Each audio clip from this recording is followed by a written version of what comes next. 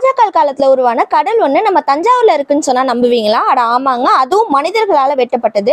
இந்த இடம் தஞ்சாவூர் மாரியம்மன் கோயில் போகிற வழியில இருக்க சமுத்திர ஏரி தாங்க. ஆரம்ப காலத்துல இந்த ஏரி கிட்டத்தட்ட 800 ஏக்கர் பரப்பளவுல கடல் மாதிரி இருந்ததாலதான் சமுத்திரம்னு பேர் வச்சிருக்காங்க.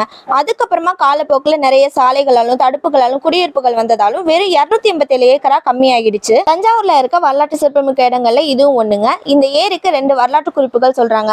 அதுல ஒண்ணு பெரும்பாலும் எல்லாருக்கும் தெரிஞ்ச மாதிரி நாயக்கர்கள் காலத்துல வெட்டப்பட்டு அப்புறமா மராத்தியர்கள் காலத்துல புனரமைக்கப்பட்டு அரண்மனையில இருந்து மாரியம்மன் கோயிலுக்கு இந்த ஏரி வழியா போயிட்டு வந்ததா ஒரு குறிப்பும், இன்னொன்னு ராஜராஜ சோழன் குந்தவை பிராட்டிக்காக கடல் மாதிரி ஒரு ஏரியை உருவாக்கினாரு அப்படின்றதும் இருக்குங்க. இந்த ஏரி மூலயமா நிறைய கிராமங்கள் பயனடைஞ்சிட்டு இருக்கு. அதுலயும் 2 வாய்க்கால்கள் பாசனத்துக்காக போகுது. அதுல ஒரு வாய்க்கால் பேரு அருள்மொழி தேவன் வாய்க்கால்னும் இன்னொன்னு சோழமாதேவி வாய்க்கால்னு சொல்லப்படுதுங்க.